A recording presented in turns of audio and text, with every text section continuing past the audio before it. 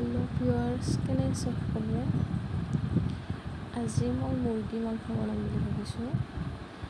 দিনতে এনেকৈ চামৰা তামৰা চেলাই থৈ দিছোঁ আৰু এতিয়া কুটি কিনে কেৰাহীত বহাই দিছোঁ। অকণমান নিমখ, অকণমান হালধি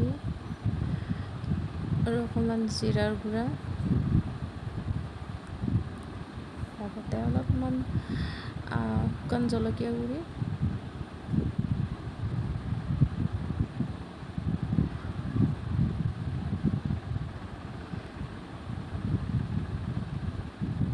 এনেকৈ গোটেইখিনি দি কিনে অকণমান লাৰি লৈছোঁ। এনেকৈ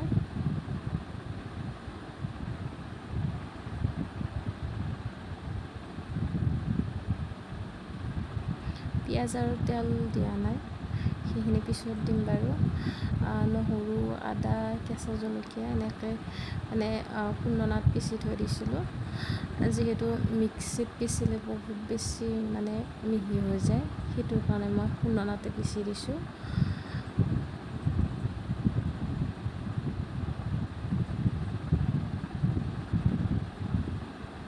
এইখিনি দি অলপ লাৰি লৈছোঁ।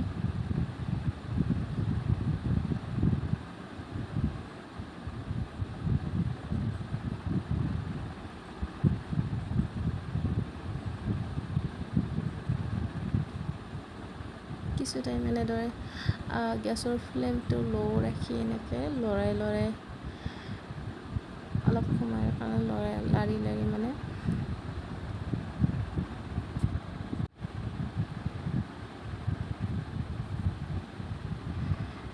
এতিয়া পিঁয়াজ আৰু তেলখিনি দি লৈ ভালদৰে অলপ লাৰি চাৰি লৈ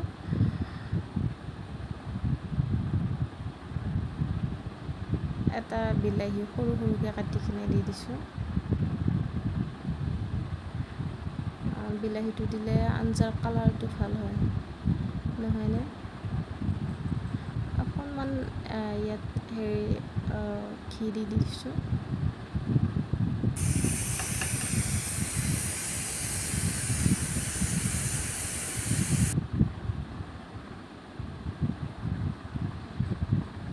আৰু আলু কেইডোখৰমান ডাঙৰ ডাঙৰকৈ কাটি লৈ কিনে দি দিছোঁ। অকণমান এনেকৈ লৰাই চৰাই কিনে অলপ পানী দি আলুটো অলপ সিজিবৰ বাবে এৰি দি লগত অলপমান দৈ এড কৰি দিছোঁ।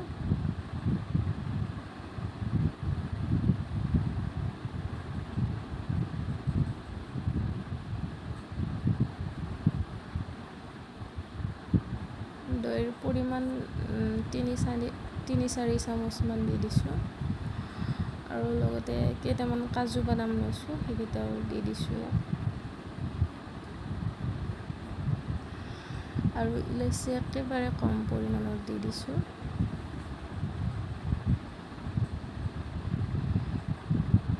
এতিয়া গোটেইখিনি অলপ সিজিবৰ বাবে এনেদৰে উতলিবলৈ দিছোঁ।